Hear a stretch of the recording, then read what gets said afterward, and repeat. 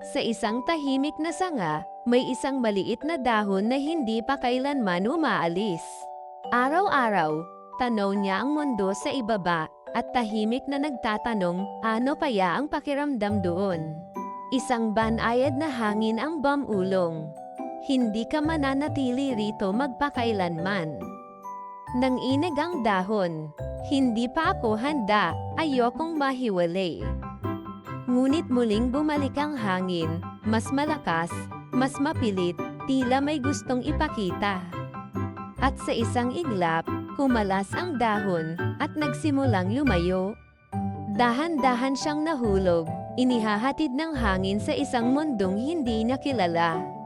Umiikot siya sa hangin, tila sumasayaw, kahit may takot pa sa puso. Habang bumababa, may iba pa palang dahon na tinatangay din. Huminto siya sandali sa ere, at muling kinabahan, saan ako dadalhin nito? Ngunit pinili niyang magtiwala, at hinayaan ang hangin na gabayan siya. Unti-unti, lumalapit ang lupa, hindi na ito napapatakot kundi tila isang yakap.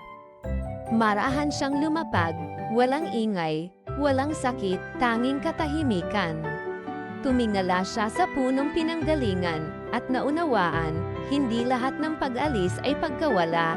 Pagmulat niya, napansin niyang may mga dahon din sa paligid, iba-iba ang anyo, iba-iba ang pinagdaanan, may mga bagong kakalapag pa lamang, at may mga matagal nang nagpapahinga. Unti-unti niyang naramdaman na hindi pala siya nag-iisa. At sa unang pagkakataon, ang mundong kinatatakutan niya noon ay tila naging isang tahimik na tahanan. Sa ilalim ng mainit na liwanag ng papalubog na araw, marahang pumikit ang dahon, habang hinahaplos siya ng malamig na hangin. Wala nang takot, wala nang pangamba, tanging kapayapaan, at ang banayad na pagtanggap sa bagong yugto ng kanyang paglalakbay.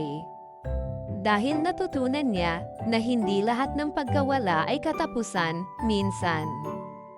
Ito pala ang simula ng isang mas tahimik, mas payapang tahanan.